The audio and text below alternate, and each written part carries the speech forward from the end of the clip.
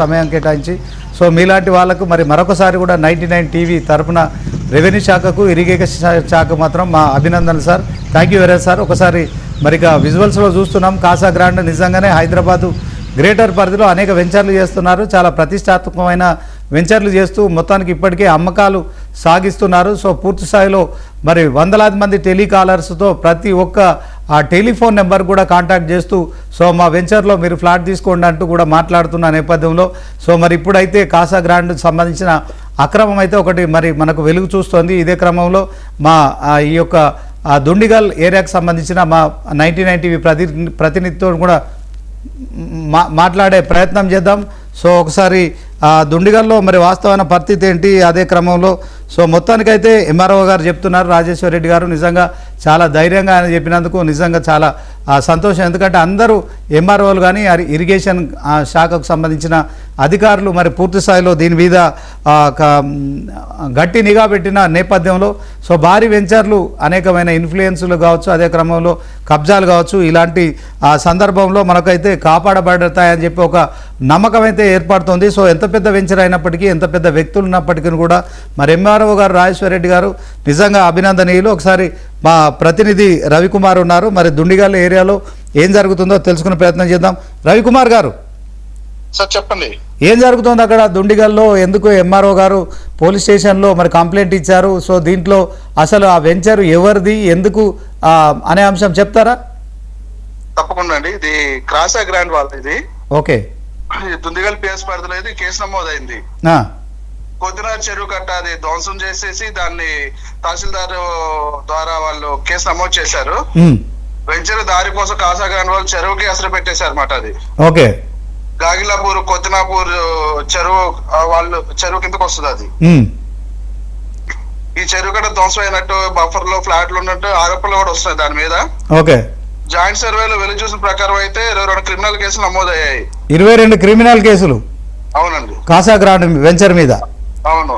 Okay, ఇప్పుడు ఇక్కడ అక్కడ ఎలాంటి పనులు ఏమన్నా జరుగుతున్నాయా? ఆల్రెడీ వర్క్ నడుస్తానే ఉందండి. అది వర్క్ ఆపట్లేదా వాళ్ళు? వర్క్ మాత్రం ఆపట్లేదు. పోలీస్ స్టేషన్ లో కేసు నమోదైనప్పుడు క్రిమినల్ కేసు పెట్టినప్పటికీ కూడా అప్పుడు కూడా వాళ్ళకి వర్క్ నడిపిస్తానే ఉన్నారు.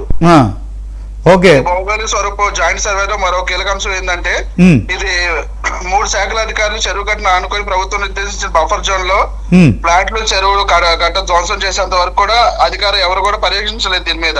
ఓకే, చెరువు కట్ట మీద బీటీ రోడ్డు కానీ రహదారి కోసం తవ్వకాలు కూడా చేశారు ఆల్రెడీ.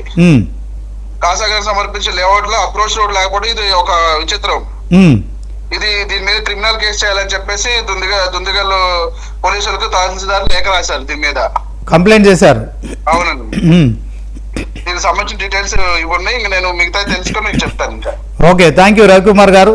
సో మొత్తానికి ఇక చూసాం కదా మరి హైదరాబాదులో కబ్జాదారులు ఇష్టారాజ్యంగా కబ్జా చేస్తున్నారు. సో చిన్న పెద్ద అనే తేడా లేకుండా వారు మరి ఇప్పటికే తీసుకున్న అనుమతులు వేరు, చేస్తున్న కబ్జాలు వేరు. బఫర్ జోన్లో మరి ప్రైవేట్ ల్యాండ్లో రోడ్డు వేస్తున్నామని చెప్పి చెరువుకు ఆనుకొని ఉన్న ఈ బఫర్ జోన్లో రోడ్డు నిర్మాణం చేయడం అయితే మరి ఎంఆర్ఓ గారు ఫిర్యాదు చేశారు, క్రిమినల్ కేసు కూడా నమోదు చేశారు.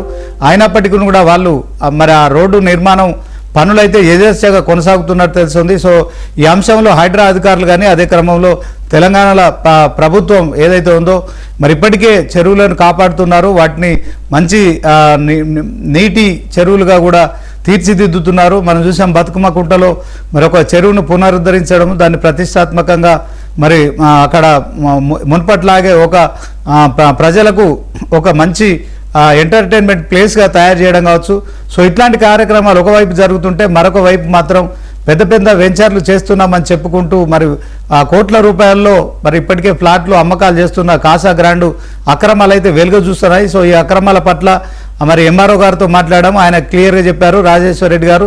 సో వాళ్ళు ఖచ్చితంగా చెరువు కట్టను ధ్వంసం చేశారు, అదే క్రమంలో బఫర్ జోన్లో ఉన్న ల్యాండ్ను కూడా కబ్జా చేశారు, రోడ్డు నిర్మాణం చేస్తున్నారు. సో దీని మీద క్రిమినల్ కేసు కూడా పెట్టామని చెప్పారు ఇరిగేషన్ అధికారులు మరియు రెవెన్యూ అధికారులు కలిసి చేసిన ఈ అంశంలో మరి మా ప్రతినిధి రవికుమార్ కూడా మాట్లాడారు.